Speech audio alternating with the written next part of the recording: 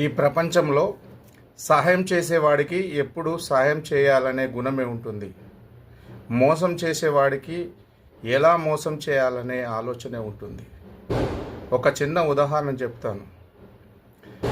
ఒక భిక్షగాడు రోజు ఊరంతా తిరుగుతూ అడుక్కు తింటుండే ఒక మంచి మనసున్న మా తల్లి, అందరికీ బుక్కెడు పెడుతున్నాను, వీనికి కూడా ఒక బుక్కెడు అన్నం పెడతాను, రోజు ఎక్కడెక్కడో అడుక్క తినుడు ఎందుకు బిడ్డ, రోజు ప్రొద్దున ఇక్కడే రా, నేను వేస్తానని చెప్పింది.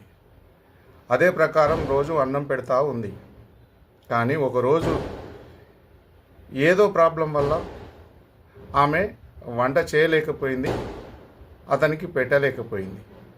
ఆ భిక్షగాడు ఊరంతా తిరిగి భిక్షం అడిగితే ఎక్కడ సరి అయిన అన్నం దొరకకపోగా ఊర్లో ఒక దగ్గర వచ్చి కూర్చుండి, పెట్టని తల్లి అంటే పెట్టలేదు, రోజు పెట్టె ముండకు ఏమైంది అనే సామెత ఉన్నట్లు సహాయం చేసిన వాడిని దూరం పెట్టే ఈ రోజుల్లో, సహాయం చేయని వాడిని దగ్గర పెట్టుకునే ఈ రోజుల్లో మరి ఎలా ఉంటుంది? రోజూ ఆకలి తీర్చి అన్నం పెట్టే మంచి మనసు. కాని ఒకరోజు ఆమె పెట్టలేకపోతే ఊరంతా తిరిగినా ఎవరూ అన్నం వెయ్యలేదు.